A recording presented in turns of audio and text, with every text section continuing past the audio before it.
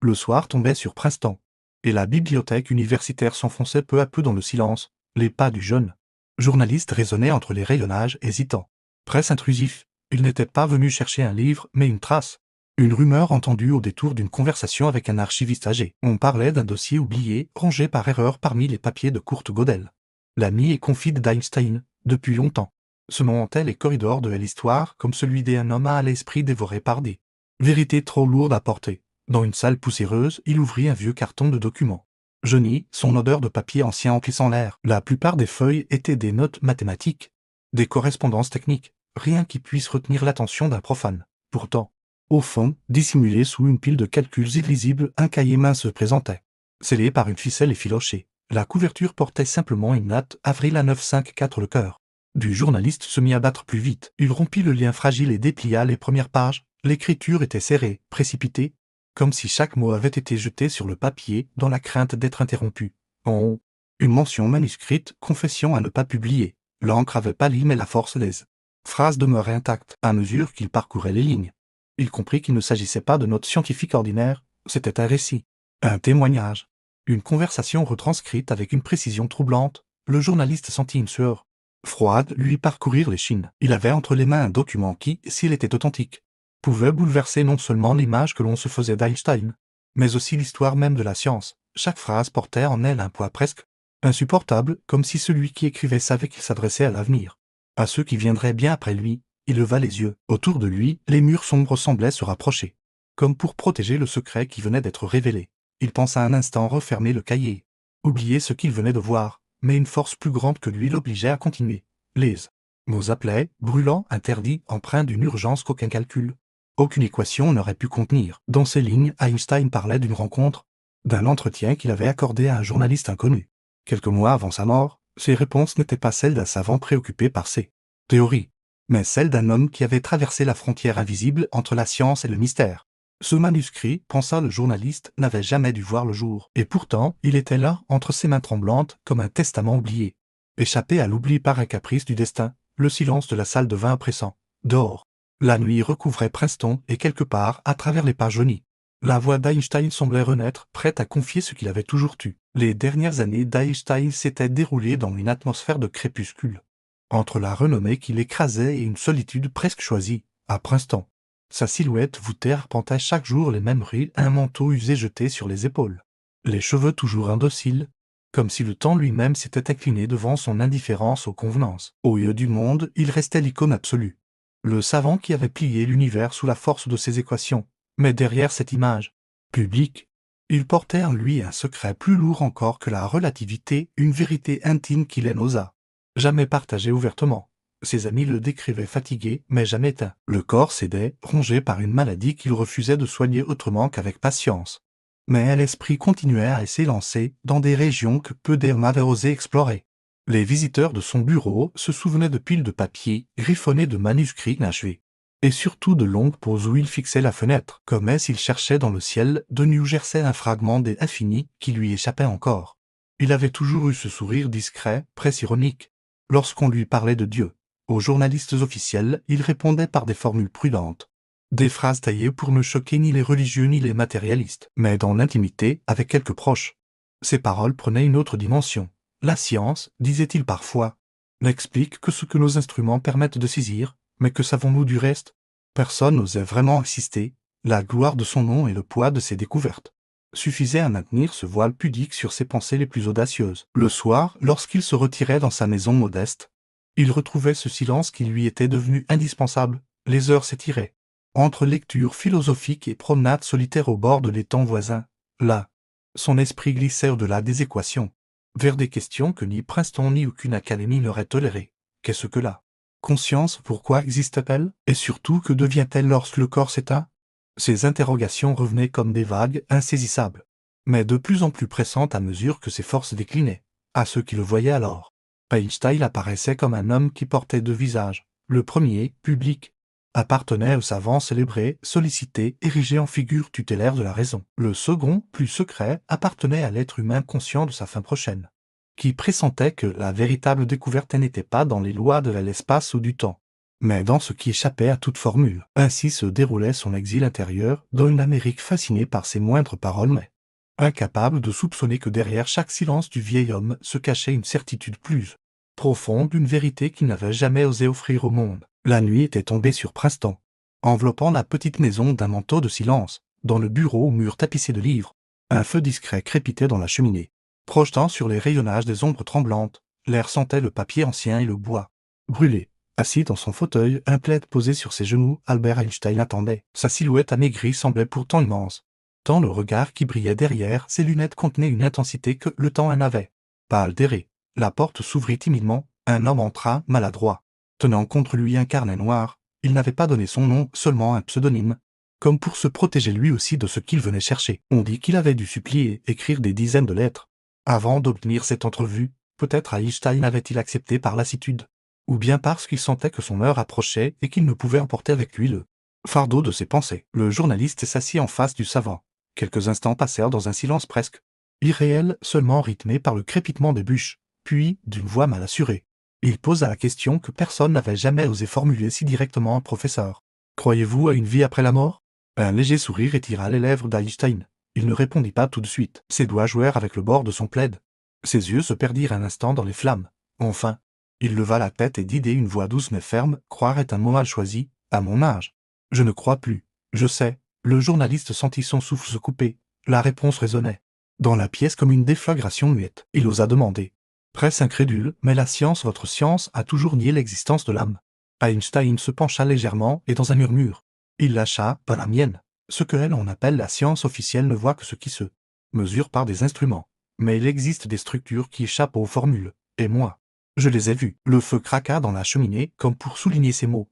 Le journaliste, la main tremblante sur son carnet, écrivit fébrilement, tout en lui criait qu'il n'aurait jamais dû entendre cela, que ses paroles n'appartenaient pas au domaine du public, mais son instinct lui disait aussi qu'il assistait à un moment unique, un instant arraché au voile du mystère. Einstein se redressa et reprit, sa voix plus grave, comme portée par une certitude intérieure, « La vie ne s'éteint pas avec la mort. Ce n'est pas une hypothèse, c'est un fait, dans cette pièce close, à la lueur vacillante des flammes. » Le journaliste eut la sensation que le monde venait de basculer, et qu'il n'existait désormais plus de retour possible. Le feu projetait des éclats rougeoyants sur le visage d'Einstein, accentuant les rides profondes qui semblaient porter le poids de siècles de pensée. Il resta un moment silencieux, comme s'il cherchait une image assez pure pour traduire l'indicible, puis il leva légèrement la main, traçant un geste lent dans l'air, et ses mots prirent une résonance presque poétique. « Imaginez une vague sur l'océan, dit-il. Tant que le vent souffle, elle s'élève, se déploie, danse à la surface. Mais quand le vent s'éteint, la vague ne disparaît pas. Elle se fond simplement à nouveau dans l'océan dont elle est issue. Rien n'est perdu, son énergie demeure, son essence subsiste indestructible. » Le journaliste retenait son souffle, la comparaison, simple et limpide, semblait contenir une vérité qu'aucun traité de physique n'avait jamais formulée. Einstein poursuivit, ses yeux brillants fixés sur les flammes, « La conscience humaine est semblable à cette vague. Notre corps n'est qu'une forme provisoire, une expression passagère. Quand la chair s'éteint, ce n'est pas une fin, c'est un retour. » Ces mots flottaient dans la pièce avec une densité étrange, comme s'ils possédaient leur propre gravité. Le journaliste, la plume suspendue, osa à peine bouger de peur de troubler cette révélation. Einstein ferma les yeux un instant, puis reprit plus bas, « On croit que la mort détruit, mais la mort n'efface rien. Elle transforme, comme l'eau change d'état. La conscience change de forme, elle retourne à la source, à cette immensité que nous ne percevons qu'à travers des éclats fugitifs, une intuition, un rêve, une présence. » Il marqua une pause, et son regard se perdit vers le plafond, comme s'il voyait au-delà des murs, au-delà même du temps. « L'erreur des hommes, ajouta-t-il, c'est de croire que l'existence se résume à ce que l'on peut saisir avec les mains, ou enfermé dans une équation. La vérité est que nous sommes des fragments d'un tout bien plus vaste. Une onde, oui, mais inséparable de l'océan. » Le journaliste sentit un frisson courir le long de son dos. Chaque mot semblait allumer en lui une lumière ancienne, familière et pourtant oubliée. Il songea à ses propres pertes, à ces visages disparus qu'il croyait effacés, et soudain, l'idée que ces êtres ne s'étaient pas dissous dans le néant, mais qu'ils continuaient d'exister, mêlés à l'océan invisible, prit racine en lui avec une force bouleversante. Einstein sourit doucement, comme s'il avait perçu ce tumulte intérieur. « Vous comprenez maintenant pourquoi je ne parle pas de croyance. Croire suppose un doute, mais ce que j'ai vu, ce que j'ai ressenti, ne laisse aucune place à l'incertitude. La conscience est éternelle. La mort n'est qu'un retour à La mer infinie dont nous provenons tous. Dans le silence qui suivit, seule la voix du feu demeura fragile et claire. Comme l'écho de cette vérité immémoriale, le feu s'était apaisé, ne laissant que des braises rougeoyantes qui pulsaient comme un cœur vivant.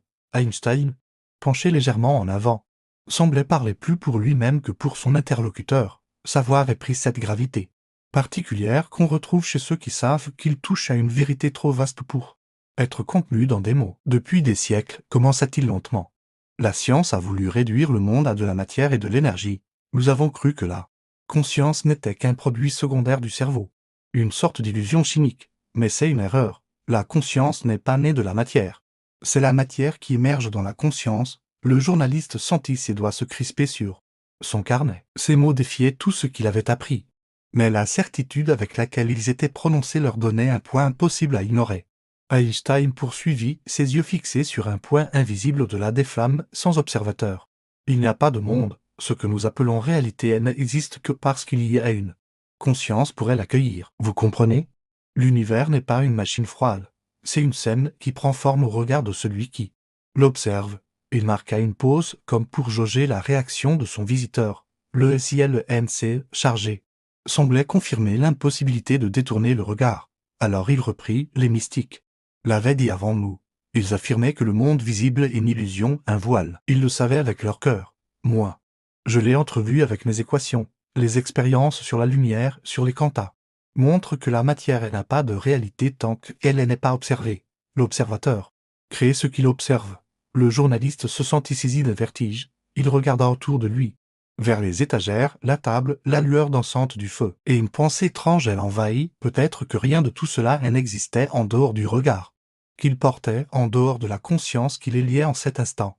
Einstein se redressa, ses yeux pétillants d'une intensité presque juvénile malgré son visage fatigué. La science et le mysticisme ne sont pas ennemis, dit-il. Ils sont deux langages différents qui décrivent la même réalité. Nous avons divisé ce qui n'était pas séparé.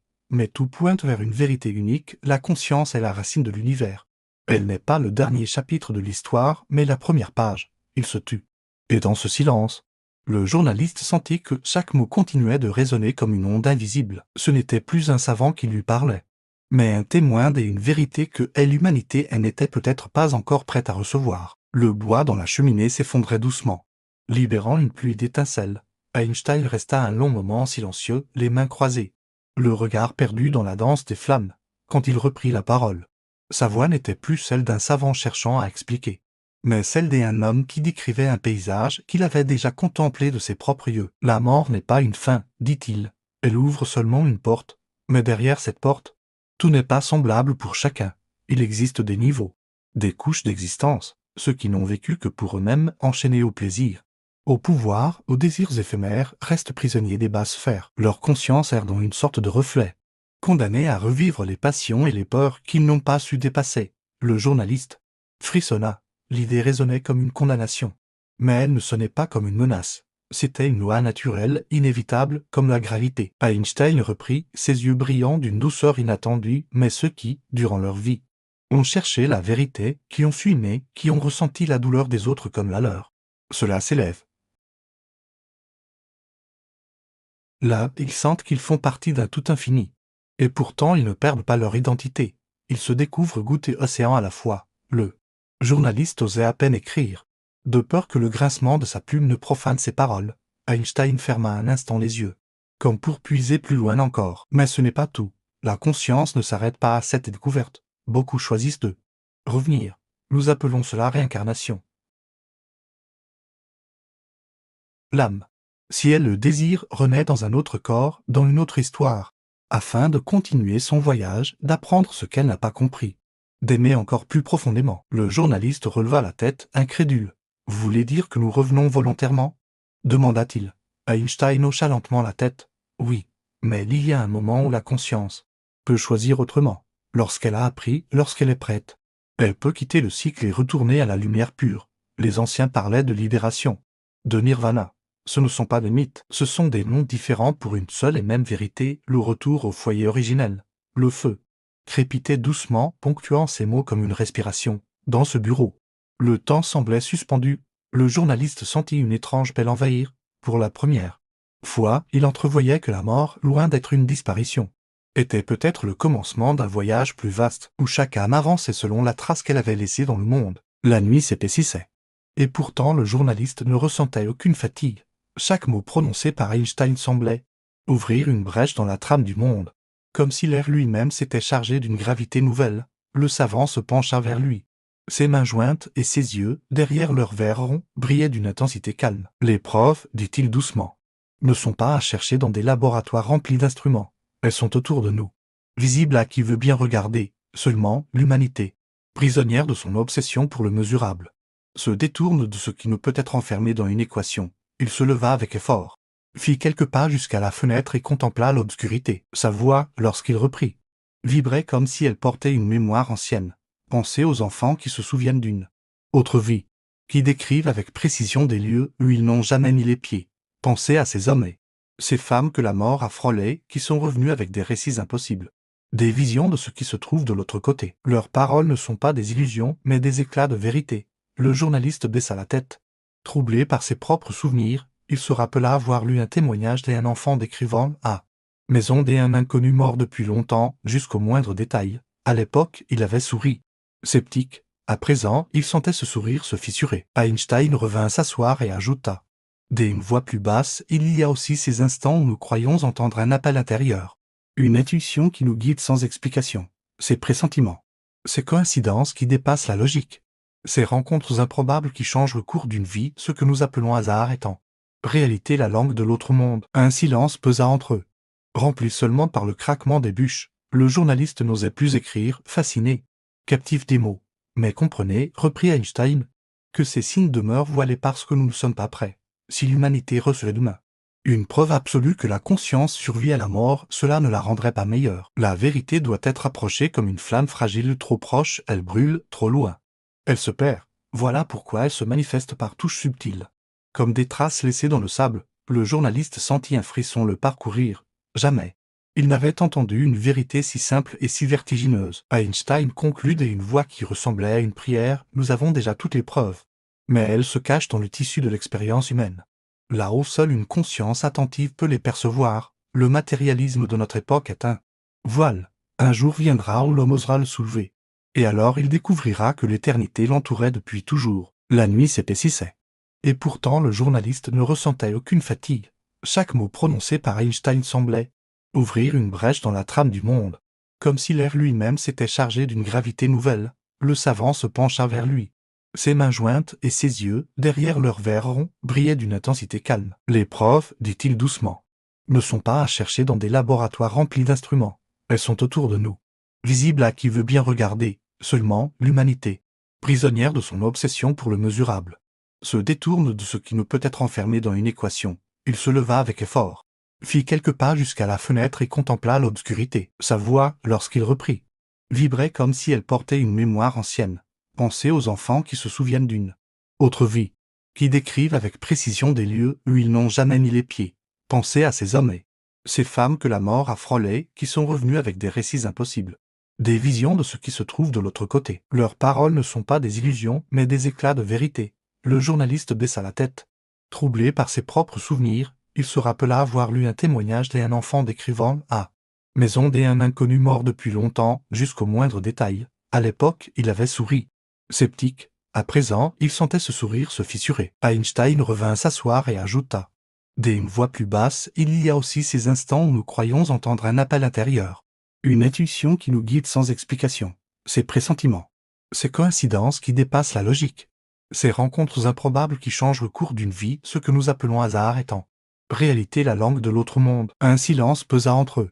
Rempli seulement par le craquement des bûches, le journaliste n'osait plus écrire, fasciné, captif des mots. Mais comprenez, reprit Einstein, que ces signes demeurent voilés parce que nous ne sommes pas prêts.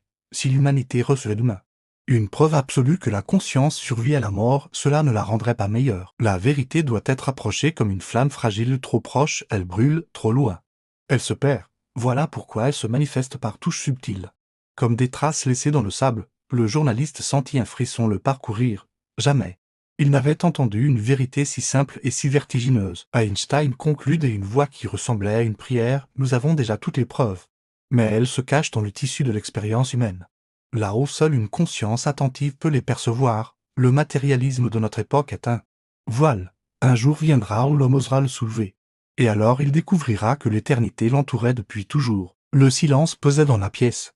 Seulement troublé par le souffle du feu qui mourait peu à peu, Einstein s'adossa au dossier de son fauteuil, visiblement épuisé, mais son regard demeurait vif, presque brûlant. Il sembla rassembler ses forces, comme si ce qu'il allait dire maintenant était plus important que tout ce qu'il avait confié.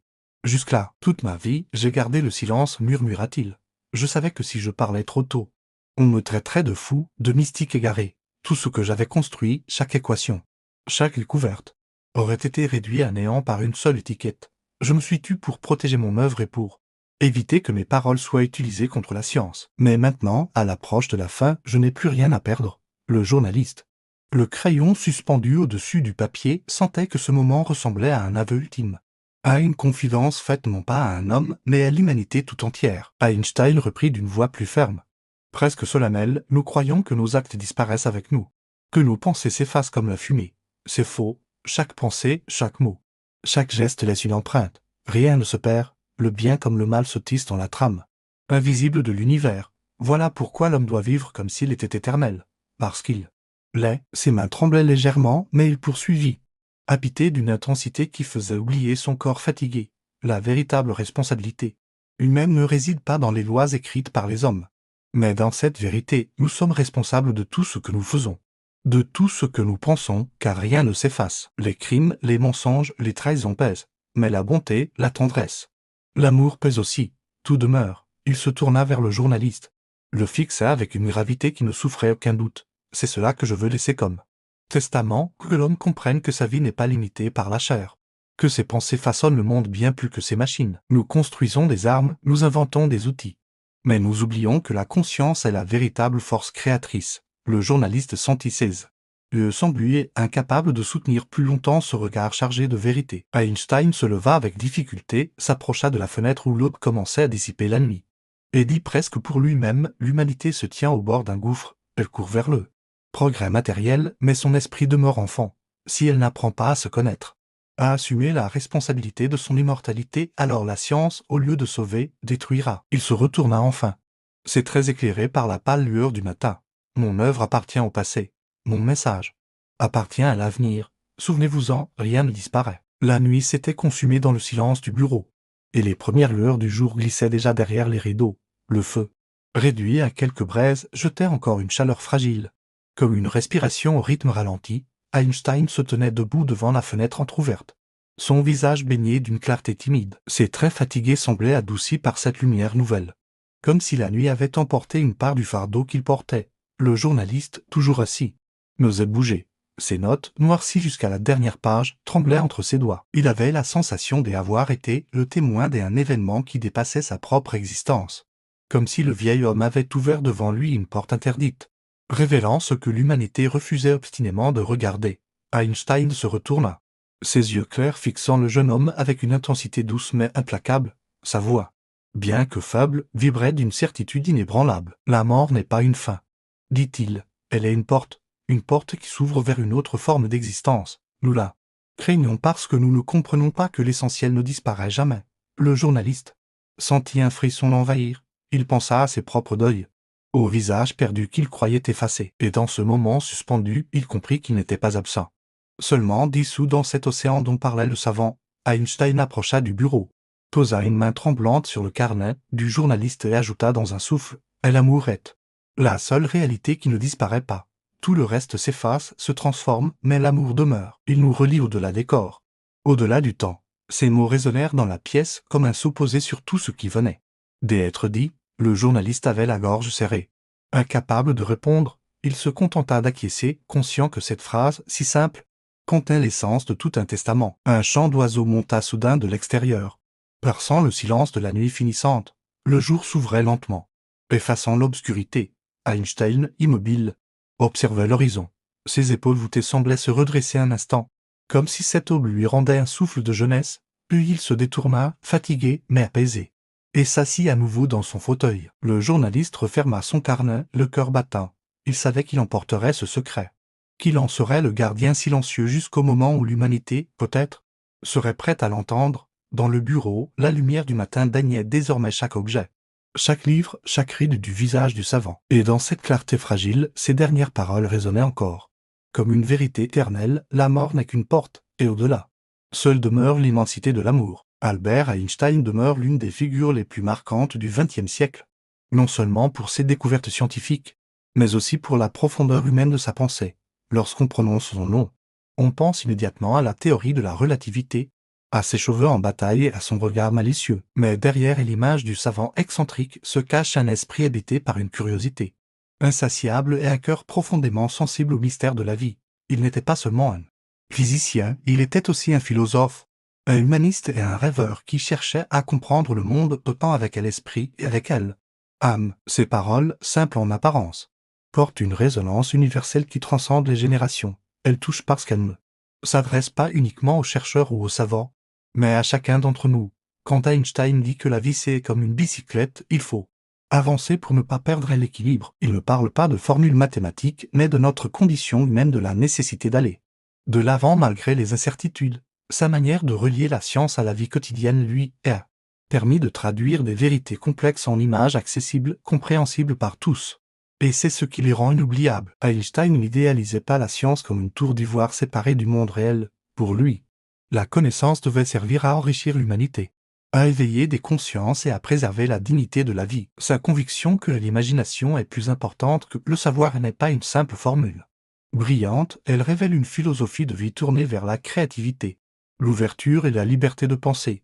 Il considérait que ce qui compte véritablement dans elle, l'existence ne peut pas toujours être mesurée ou chiffrée. Ainsi, ces citations ne sont pas de froids aphorismes, mais des éclats de sagesse qui invitent à regarder au-delà des évidences. Dans un monde où les crises se succèdent et où la vitesse semble gouverner nos existences, relire ces paroles prend une signification nouvelle. Elles rappellent l'importance du doute, de l'humilité et du courage intellectuel. Elle rappelle que la valeur d'un être humain se mesure à sa capacité de donner plutôt qu'à celle de recevoir. Elle rappelle que l'humour, la curiosité et l'émerveillement sont des forces capables de nous faire avancer, même quand tout semble incertain.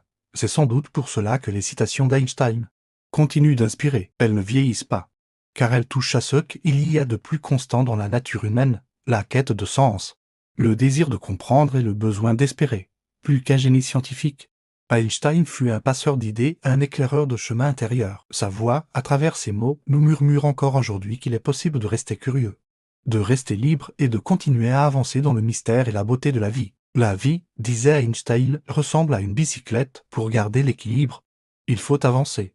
Derrière cette image simple, presque enfantine, se cache une vérité profonde. L'existence humaine n'est jamais figée. Elle exige un mouvement constant, une capacité à continuer même lorsque la route se fait incertaine. Avancer, ce n'est pas ignorer les difficultés ou les peurs, mais accepter que l'équilibre se construit dans l'action, dans la marche en avant, pas dans l'immobilité. Cette métaphore prend tout son sens quand on pense à la vie d'Einstein. Lui-même, né dans une famille modeste, considéré comme un élève moyen, il aurait pu se laisser enfermer dans les jugements de ses professeurs qui doutaient de son avenir. Pourtant, il a continué de pédaler, parfois lentement, parfois à contre-courant, jusqu'à trouver sa propre voie. L'équilibre n'était pas donné. Il était conquis par la persévérance. Comme sur une bicyclette, le secret n'était pas de ne jamais vaciller, mais de maintenir un élan. Aussi fragile soit-il, nous connaissons tous ces moments où l'envie de s'arrêter nous saisit, où les obstacles paraissent insurmontables. C'est alors que l'image d'Einstein prend une dimension universelle. Avancer malgré la douleur, malgré les doutes, malgré les regards incrédules. C'est ce qui permet à l'homme de ne pas tomber. Le mouvement n'est pas seulement physique, il est intérieur. Il s'agit de nourrir la curiosité, de garder un rêve en tête, de laisser l'imagination tracer un chemin même dans l'obscurité. Einstein ne voyait pas la vie comme une suite de victoires éclatantes, mais comme une expérience où chaque pas compte. Pour lui, l'équilibre se trouvait dans le courage de continuer à chercher. Même quand les réponses tardaient à venir, cette leçon résonne bien au-delà de la science. Elle nous enseigne que la stabilité n'est pas une absence de chute, mais la capacité à retrouver son rythme après chaque déséquilibre. Il est tentant de croire que la sécurité se trouve dans l'arrêt, dans l'immobilité, mais une bicyclette immobile finit toujours par tomber. La vie, de la même manière, exige de nous un mouvement continu. Parfois il s'agit d'un grand bond, parfois d'un simple pas. L'essentiel est de ne pas s'arrêter. Dans ce mouvement se cache la promesse d'un équilibre toujours renouvelé, fragile mais vivant. Ainsi, quand nous traversons des épreuves, Il suffit de se rappeler que l'équilibre n'est pas un état figé, mais une danse avec la vie. Avancer, même maladroitement, c'est déjà résister. Avancer, c'est croire qu'au-delà du virage, la route continue. Einstein, par cette image de bicyclette, nous offre plus qu'une métaphore, il nous tend une clé, celle qui ouvre la porte d'une existence, où le mouvement devient source de force et où, malgré tout, l'équilibre finit toujours par se retrouver. Einstein affirmait qu'il n'existait que deux façons de vivre sa vie, comme si rien n'était un miracle ou comme si tout en était un. Derrière ces mots se dessine une vision du monde où elle, extraordinaire, ne réside pas seulement dans les grandes découvertes, mais dans chaque instant du quotidien. Pour lui, l'existence n'était pas une suite de banalités mécaniques, mais une fresque d'événements improbables qui, par leur simple présence, méritent notre étonnement. Regarder une étoile, écouter une mélodie, voir un enfant rire.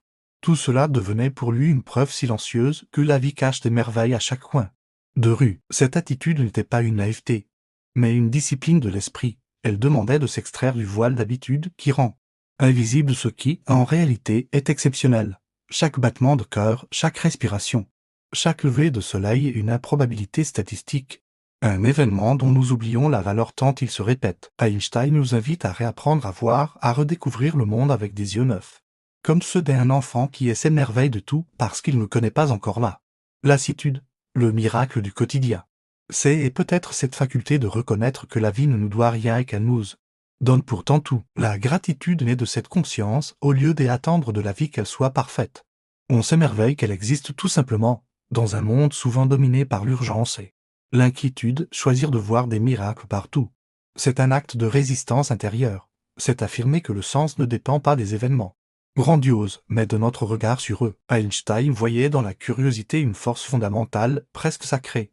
Être curieux, c'est s'ouvrir à ce miracle omniprésent, à l'idée que le monde garde toujours une part de mystère qui échappe aux explications, même pour un scientifique de son envergure. Le but ultime n'était pas de tout réduire en formule, mais de préserver cette étincelle d'état face à ce qui reste incompréhensible. Le véritable savoir, disait-il, commence là où demeurent l'émerveillement. Cette manière d'habiter le monde peut transformer nos vies. Celui qui vit comme si tout était un miracle ne se lasse pas de la simplicité d'un geste, de la beauté discrète d'un paysage ou du hasard d'une rencontre. Il ne voit pas dans la routine une prison, mais un théâtre où chaque détail devient signe d'infini. Ce regard change la qualité de nos journées, car il fait de l'ordinaire une source inépuisable de joie et de sens. Ainsi, suivre Einstein dans cette vision n'exige pas des découvertes cosmiques ni des voyages extraordinaires. Il suffit d'ouvrir les yeux, de ralentir un instant, et de laisser l'évidence du miracle nous atteindre. Vivre de cette manière, c'est renouer avec une gratitude profonde,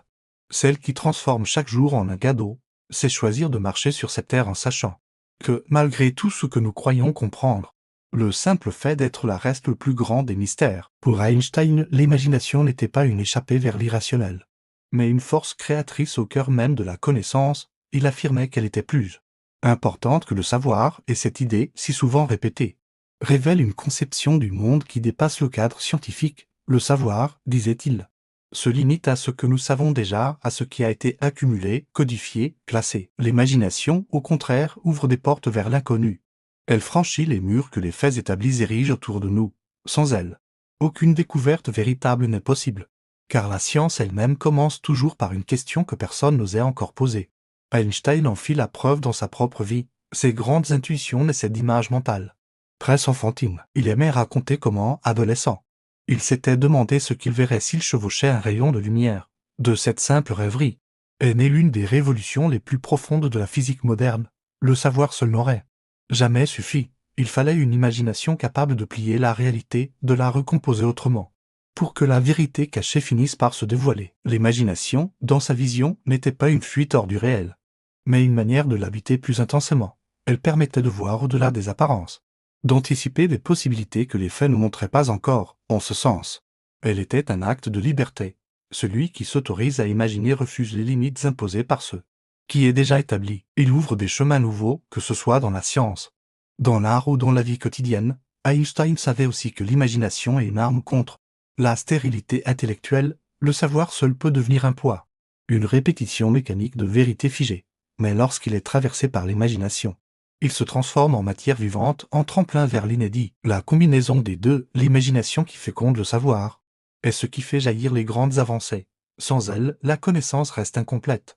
incapable de s'élever. Cette pensée ne concerne pas uniquement les savants, elle nous interpelle. Tous, dans un monde saturé d'informations, il est facile de croire que tout a déjà été dit, que tout a déjà été découvert. Pourtant, il reste toujours à inventer de nouvelles manières de comprendre, d'aimer, de créer. L'imagination n'appartient pas au seul génie, elle est la faculté la plus universelle. Celle qui permet de redessiner nos existences, elle est le moteur silencieux qui nous pousse à envisager une autre route quand la nôtre semble s'éteindre. Ainsi, lorsque nous citons Einstein disant que l'imagination dépasse le savoir, il ne s'agit pas d'une jolie formule destinée à flatter les rêveurs. C'est un rappel puissant que le progrès, la beauté et même le sens de la vie naissent de cette capacité à inventer ce qui n'existe pas. Encore, le savoir conserve. L'imagination libère, et c'est dans cet espace de liberté que l'humanité trouve la force de grandir. Einstein voyait la science et la spiritualité non comme des domaines opposés, mais comme deux rivières qui, unies, nourrissent le même océan de sens. Sa phrase devenue célèbre « La science sans religion est boiteuse, la religion sans science est aveugle » exprime cette conviction qu'aucune des deux ne peut prétendre à la vérité complète lorsqu'elle se coupe de l'autre. La science, avec sa rigueur, éclaire les lois de l'univers, mais sans la dimension intérieure de l'émerveillement, elle se réduit à un mécanisme froid. La religion, entendue non comme dogme mais comme sentiment profond de reliance au monde, ouvre l'âme au mystère. Mais sans le regard critique et rationnel de la science, elle se perd dans l'ombre de l'illusion. Pour Einstein, le cœur battant de la vie humaine était ce qu'il appelait le sentiment du mystère. L'homme qui ne s'en émerveille plus, disait-il, est comme mort. Les yeux fermés, derrière ces équations les plus complexes, il ne cessait de voir un ordre caché, une harmonie silencieuse qui le dépassait. Son Dieu n'était pas celui des temples, mais celui des lois de l'univers. Une présence diffuse dans la beauté des étoiles, dans la symétrie des phénomènes, dans le simple fait que le monde soit compréhensible. Pour lui, il y avait là quelque chose d'insondable, de sacré, qui appelait non pas la certitude, mais l'humilité. Ce rôle du mystère n'était pas un ornement, mais le moteur même de sa quête, l'étang devant ce qui échappe à l'explication et ce qui pousse à chercher encore, à interroger toujours plus loin. La science, disait-il, naît de ce besoin de comprendre ce qui fascine et elle ne doit jamais perdre de vue cette origine. Lorsqu'elle se détourne de l'émerveillement, elle se dessèche et devient simple accumulation de données. Lorsqu'elle garde vivante cette flamme, elle devient une aventure spirituelle autant qu'intellectuelle. Il n'y avait chez Einstein aucune opposition entre la rigueur scientifique et l'élan spirituel, les deux se nourrissaient mutuellement. Le calcul ne détruisait pas le mystère, il en révélait seulement d'autres aspects, plus subtils, plus profonds. Chaque découverte élargissait encore le champ de ce qui restait inconnu, rappelant que le savoir est toujours une étape provisoire. L'univers, dans cette perspective, n'est pas un problème à résoudre, mais une énigme à contempler. Cette manière d'unir science et spiritualité éclaire notre propre époque, dans un monde où la technique domine, où l'on croit souvent que tout peut être mesuré. Einstein nous rappelle que ce qui compte vraiment dépasse les chiffres, et dans un monde où la religion se perd parfois dans l'aveuglement, il rappelle que le vrai sacré ne craint pas la lumière de la raison. Le mystère et l'émerveillement deviennent alors non pas des fuites hors du réel, mais des chemins pour le vivre plus pleinement. C'est dans ce regard émerveillé, nourri à la fois de science et de spiritualité, qu'Einstein voyait la grandeur de l'homme. Pour Einstein, la grandeur d'un être humain ne se mesure ni à sa richesse ni à ses succès visibles, mais à sa capacité de donner de son temps, de son intelligence, de son énergie, de sa bonté, donner sans calcul, sans attente de retour, simplement parce que la vie elle-même est un don et qu'il revient à chacun d'en prolonger le geste. Dans cette perspective, la valeur humaine ne réside pas dans l'accumulation mais dans le partage. Pas dans ce que l'on garde pour soi mais dans ce que l'on sème autour de soi.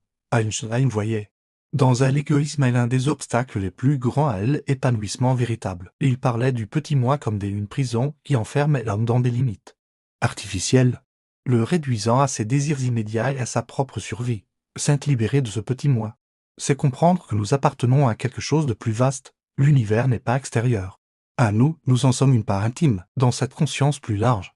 Et l'individu cesse de chercher uniquement son propre avantage et découvre la joie plus profonde de contribuer à un bien qui le dépasse. Cette vision n'était pas une abstraction pour Einstein, elle se traduisait dans sa vie quotidienne, dans son rapport aux autres, dans sa manière d'enseigner et de dialoguer. Il considérait que le rôle du professeur, par exemple, n'était pas seulement de transmettre des connaissances mais d'éveiller la joie d'apprendre, de nourrir chez l'élève une flamme intérieure. Donner, pour lui, signifiait ouvrir une porte chez l'autre, lui permettre de grandir. de découvrir à son tour son propre chemin. Il insistait également sur le fait que la valeur humaine se révèle dans la capacité à dépasser les frontières étroites de la nationalité, de la religion, de la culture. L'homme universel, tel qu'il le concevait, est celui qui reconnaît son appartenance au tout, qui refuse de se laisser enfermer dans les divisions artificielles. Cette ouverture n'est pas une négation de l'individu, mais son accomplissement véritable. Plus l'homme s'éloigne de son petit moi, plus il participe à la richesse collective, plus il devient lui-même, dans cette lumière. Le sens de la vie ne se réduit pas à la réussite personnelle, mais à la qualité de ce que nous offrons au monde. Einstein voyait la véritable liberté dans cette capacité à se détacher de l'ego pour rejoindre une conscience plus vaste, faite d'humilité, de curiosité et de générosité. C'est ce chemin qui mène à la vraie valeur, celle que le temps ne peut ni corrompre ni effacer, en nous rappelant que donner est la mesure de l'existence. Il nous invite à redéfinir nos priorités, non pas ce que nous possédons, mais ce que nous transmettons, non pas ce que nous recevons, mais ce que nous partageons.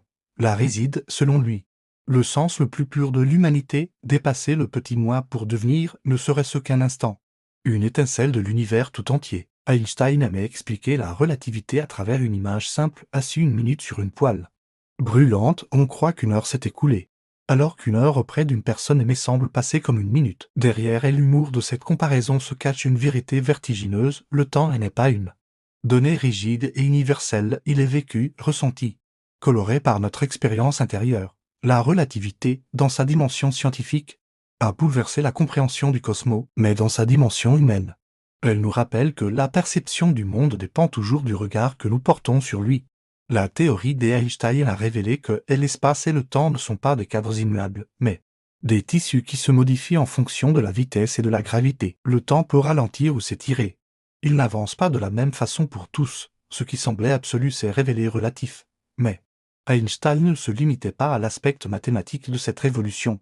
Il en voyait aussi la résonance philosophique. Si même le temps et l'espace ne sont pas des absolus, qu'en est-il de nos certitudes, de nos vérités humaines? Il invitait à regarder le monde avec humilité, à comprendre que ce que nous appelons vérité est souvent lié à notre position, à notre perspective. Ce qui est juste dans un contexte peut sembler faux dans un autre. Rien n'est plus proche du vrai que le faux, disait-il, soulignant la fragilité de nos jugements. La subjectivité ne doit pas être vue comme une faiblesse, mais comme une donnée fondamentale de notre rapport au réel. Nous ne pouvons jamais prétendre à une objectivité totale, mais nous pouvons apprendre à élargir notre vision, à accepter que d'autres regards complètent le nôtre. Cette conscience du caractère relatif de nos expériences n'implique pas le relativisme absolu où tout se vaudrait. Elle appelle plutôt à une vigilance, rester attentif au fait que nos certitudes sont toujours partielles, que la réalité se déploie dans une complexité que nous n'embrasserons jamais entièrement. Dans ce sens, la relativité devient une leçon de modestie. Elle nous apprend à douter, à ne pas enfermer la vie dans des définitions figées, à laisser une place au mystère. Ainsi, la relativité n'est pas seulement une loi de la physique. C'est une métaphore de l'existence. Le temps que nous vivons est une expérience unique, façonnée par l'intensité de nos émotions et la qualité de notre attention. Une journée peut sembler interminable ou disparaître en un souffle selon la manière dont nous la traversons. Ce que nous appelons réalité est tissé de perceptions, d'illusions, de vérités partielles qui forment un tout mouvant, en nous invitant à voir au-delà de nos repères fixes. Einstein nous rappelle que la vie n'est jamais une donnée définitive, mais un champ de possibles où l'émerveillement garde toujours sa place. Einstein voyait dans le progrès technique une force ambivalente, capable du meilleur comme du pire. Il admirait la puissance de l'esprit humain, capable d'inventer des outils, de repousser les frontières du possible, de transformer le monde. Chaque découverte scientifique portait en elle une promesse: alléger la souffrance, améliorer les conditions de vie, libérer l'homme de tâches pénibles pour qu'il puisse consacrer plus de temps à la pensée, l'art, à la contemplation. Mais il n'ignorait pas non plus l'autre face de ce pouvoir, la même intelligence qui conçoit des machines pour soigner peut concevoir des armes pour détruire, et c'est là que réside le danger lorsque la technique avance plus vite que la sagesse qui devrait la guider. Il disait avec inquiétude qu'il était devenu évident que notre technologie avait dépassé notre humanité. La formule frappe par sa lucidité. Le progrès n'est pas neutre, il amplifie ce que nous portons déjà en nous. S'il est guidé par la peur, la cupidité ou le désir de domination, il peut devenir un instrument de barbarie. La bombe atomique, à laquelle ses travaux ont indirectement contribué, fut pour lui une blessure profonde. Un rappel brutal que les découvertes les plus brillantes peuvent être dévoyées. La science en elle-même ne suffit pas à garantir le bien. Elle a besoin d'une conscience morale, Einstein ne rejetait pas la technique, il la respectait, mais il refusait de la sacraliser. Pour lui, la perfection des moyens n'avait aucun sens si elle s'accompagnait d'une confusion des buts. À quoi sert de courir plus vite, d'aller plus loin, de créer des outils toujours plus puissants? Si l'on ne sait pas pourquoi ni pour qui, le progrès véritable n'est pas celui qui accumule des prouesses techniques, mais celui qui élève l'humanité, qui renforce la dignité de l'homme et sa capacité à vivre en harmonie avec le monde. Cette question reste brûlante aujourd'hui. Nos machines savent résoudre des problèmes toujours plus complexes, mais elles sont incapables d'en poser un seul. Elles exécutent sans conscience. Et c'est à nous qu'il revient de leur donner un sens. Einstein nous met en garde si nous déléguons à la technique la responsabilité de guider nos vies. Nous courons le risque de nous transformer nous-mêmes en machines efficaces peut-être, mais vides de direction intérieure. Dans sa vision, le progrès devait rester un outil, jamais une finalité. C'est l'homme qui doit rester au centre avec ses valeurs, sa capacité d'aimer, sa quête de sens. Lorsque la technique dépasse l'humanité, elle cesse d'être un progrès pour devenir une menace. Mais lorsque l'humanité garde la maîtrise de ces inventions, elles peuvent devenir des alliés précieuses. Le défi, rappelait Einstein, n'est pas d'inventer toujours plus, mais d'apprendre à inventer avec sagesse, car c'est seulement alors que la science se transforme en lumière et non en ombre. Einstein avait ce don rare de manier l'humour avec autant de sérieux que ses équations. Pour lui, l'esprit ne devait pas se prendre trop au sérieux.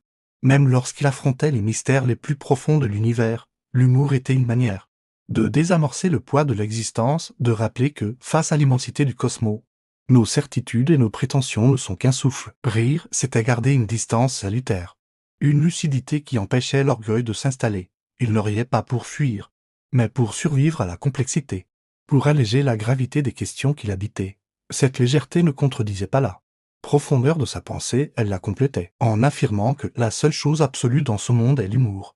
Einstein montrait que ce qui sauve l'homme n'est pas tant la rigueur que la capacité à sourire de ses propres limites.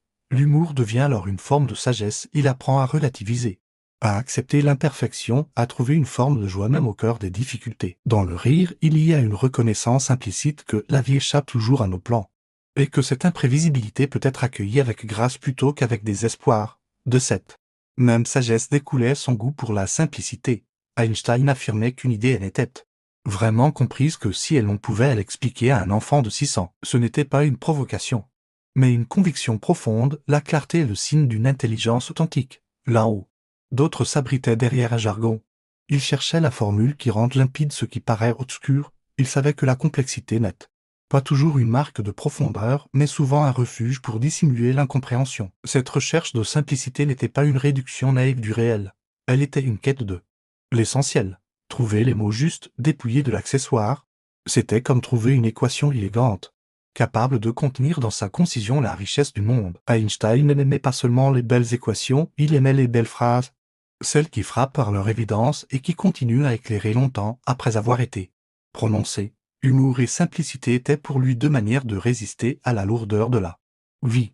L'un ouvrait une respiration dans le sérieux des choses, l'autre révélait leur cœur caché. Ensemble, ils formaient une attitude face à l'existence, ne jamais se laisser écraser, ne jamais compliquer inutilement ce qui peut être dit avec clarté, dans un monde qui aime se perdre dans la complexité et le tragique. Einstein nous rappelle qu'il est possible de garder un sourire et d'aller droit au but, car la véritable sagesse n'est pas de tout savoir, mais de savoir rire et de savoir expliquer. Simplement, relire aujourd'hui les paroles d'Einstein, c'est entendre une voix qui résonne bien au-delà de la science, ce qu'il ne la gagnait pas. Seulement une théorie qui a changé notre compréhension de l'univers, mais une manière de vivre. Un regard à poser sur le monde. Sa sagesse nous rappelle que la vie est un équilibre fragile, que l'imagination est un moteur plus puissant que le savoir, que le mystère est le cœur de toute quête authentique, dans une époque dominée par la vitesse, par la technologie et par le doute. Ces paroles gardent une force intacte, elles sont des phares dans la confusion. Des rappels qu'il existe une autre manière d'habiter le temps présent, appliquer les leçons d'Einstein dans notre vie moderne. C'est d'abord réapprendre à s'émerveiller, ne pas se laisser aveugler par l'habitude, mais voir dans chaque instant un miracle comme il le suggérait. C'est cultiver la gratitude non pas en grandes déclarations, mais dans l'attention quotidienne à ce qui nous entoure. C'est également garder vivante cette part d'humour qui désamorce les angoisses et cette simplicité qui